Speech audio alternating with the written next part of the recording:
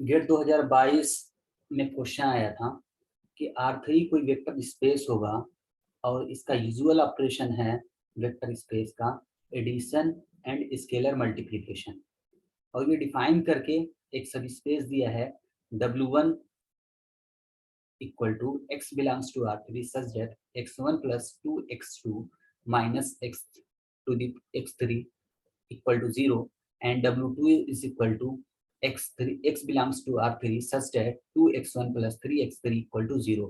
हमें इनका डायमेंशन निकालना है और इनके इंटरसेक्शन का निकालना है डायमेंशन, और इनके प्लस का निकालना है। तो हम देखते हैं क्या इसका डायमेंशन है, और इसका डायमेंशन निकालने से पहले हमारे पास दो रिजल्ट हैं। रिजल्ट 1 क्या कहता है, W1 W2 अगर दो सब स्पेस हैं और V ओवर F के सब स्पेस हैं और फाइनाइट डायमेंशन वेक्टर स्पेस के, then dimension of W1 plus W2 is equal to dimension of W1 plus dimension of W2 minus dimension of W1 intersection W2। Result number 2 क्या है, अगर V over F कोई finite dimensional vector space होगा तो dimension of W1 equal to dimension of W2 is equal to R है, और ये दोनों जो डायमेंशन है W1 और W2 वो डिस्टिंक्ट है। तो हमारा रिजल्ट क्या कहता है कि dimension of W1 plus W2 is strictly greater than R। ये रिजल्ट है। इसी रिजल्ट का हम यूज करेंगे इस क्वेश्चन को सॉल्व करने के लिए। तो हम ये देख सकते हैं डायमेंशन ऑफ W1 क्या होगा, dimension of W1 equal to क्या होगा, हम यहाँ देख रहे हैं कि यहाँ x1 और x2 इंडिपेंडेंट वेरिएबल है, x1 and x2 independent variable है, तो x3 क्या बन जा रहा है हमारा डिपेंडेंट वेरिएबल। हम इनमें से कोई भी दो x1 x2 x3 में से कोई भी दो अगर इंडिपेंडेंट वेरिएबल चूज करते हैं तो एक डिपेंडेंट वेरिएबल बनेगा। तो इसका मतलब क्या हुआ कि डायमेंशन इसकी 2 है, क्योंकि जितने इंडिपेंडेंट वेरिएबल होंगे उतनी इस सब स्पेस की डायमेंशन होगी। तो dimension of W1 is equal to 2। इसी तरीके से हम देख सकते हैं dimension of W2 is equal to क्या होगा, dimension of W2 is equal to क्या होगा, dimension of W2 is equal to ये x1 2x1 plus 3x3 equal to 0।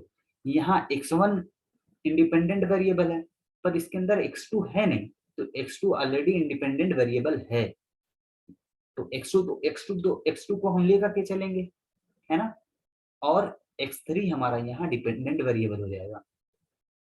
ठीक है, तो x2 पहला एक इंडिपेंडेंट वेरिएबल ये और x1 एक इंडिपेंडेंट वेरिएबल ये। इसका मतलब ये हुआ कि dimension of W2 is equal to भी 2, क्योंकि इसके अंदर भी हमें दो इंडिपेंडेंट वेरिएबल मिल गए। ठीक है, तो हमारे पास dimension of W1 is equal to 2, dimension of W2 is equal to 2, दोनों की डायमेंशन 2 आ गई। तो हम रिजल्ट 2 का अगर यूज करें तो क्या कहता है कि अगर dimension of W1 is equal to dimension of 2, ठीक है, दोनों आपस में बराबर हैं और W1 and W2 are distinct subspace, है ना, तो यहाँ हम देख सकते हैं W1 और W2 जो है दोनों डिस्टिंक्ट है। तो हम ये कह सकते हैं कि dimension of W1 plus W2 is greater than 2, है ना, 2 हो गया। और डायमेंशन क्या है, सब वेक्टर स्पेस की डायमेंशन क्या है 3, तो इसका मतलब ये हुआ implies that dimension of W1 plus W2 is equal to 3। ठीक है, तो हम कोई ऑप्शन गलत कर पा रहे हैं, हाँ yes, option D is not correct. Okay, तो अब हम आते हैं yes, dimension of W1 equal to dimension of W2, यानी कि ऑप्शन बी इज करेक्ट। ठीक है, अब हमारे पास है ए और सी को देखना है। ठीक है, तो हम यूज करेंगे फार्मूला रिजल्ट 1 यूज करेंगे, है ना, यहाँ पे कौन सा रिजल्ट हमने यूज किया, रिजल्ट नंबर 2 यूज किया ना। अब यहाँ पे रिजल्ट नंबर 1 यूज करेंगे, तो इस फार्मूले में क्या रखेंगे, dimension of W1 plus W2 is equal to dimension of W1 plus dimension of W2 minus dimension of W1 intersection W2, तो ये होता है। ठीक है, तो यहाँ dimension of W1 plus W2 कितना दिया है 3, तो यहाँ हम 3 रख देंगे, है ना।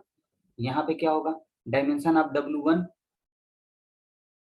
2, इसका भी क्या हो जाएगा +2 माइनस, अब जो है dimension of W1 intersection W2, तो यहाँ से dimension of W1 intersection W2 is equal to क्या हो जाएगा 1, dimension of W1 intersection W2 is equal to 1, so option 1 is also correct.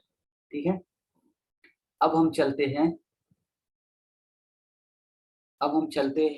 Option number सी के पास। ठीक है, अभी इसी रिजल्ट का हम यूज करेंगे, है ना। ऑप्शन नंबर सी के पास क्या है, option number C, W2 is equal to 1, R3 की डायमेंशन तो 3 होती है। ठीक है, तो यहाँ डायमेंशन ऑफ W1 कितना हो जाएगा, यहाँ पे 2। ठीक है, यहाँ 2 हो गया, इसका भी 2 और इसका -3 is equal to 1। Yes, correct, so option C is also correct.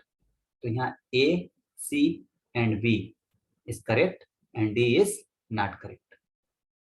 Thank you.